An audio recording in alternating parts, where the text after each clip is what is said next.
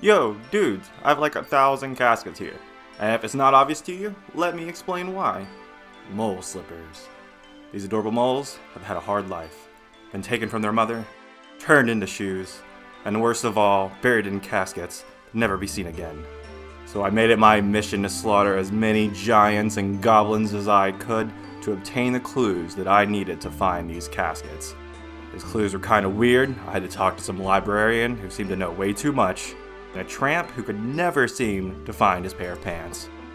All of that is behind us now, and it's time to claim our reward. As I realized what I achieved stocking up on all these caskets, I wondered, how long is it going to take to open all these? Was this even really worth doing? Probably not. And were those goblins upset that I interrupted their dinner earlier?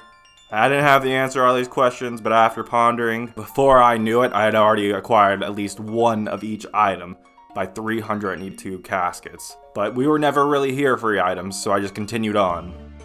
I started feeling selfish. I was holding on to all these crates, and I knew what was entrapped inside. I just needed to open them as fast as possible.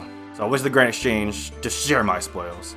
I opened over 800 caskets and let all the items fall directly onto the ground. I provided enough noob armor for a small army, and I littered the Grand Exchange with items by the thousands. Feeling accomplished after opening all these crates, I considered those questions I had asked earlier.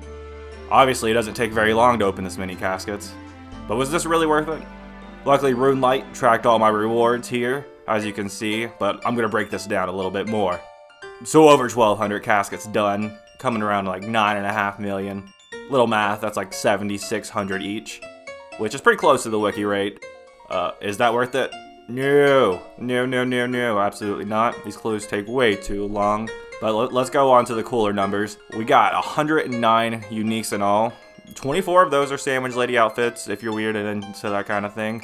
But most importantly, and of course, we have released 8 beautiful mole slippers back into the world of Gillinor. Their terrible sacrifices won't be in vain as 8 new adventurers enjoy their comfort. Well, that's all for the video. No real reason for doing this, it was just fun to do. So like it if you enjoyed it. I have another loot video coming soon for the fishing boss, which is going to be bigger than any loot video I can find right now. So hopefully we're going to get a pet. Subscribe to check that out, my dudes. Peace.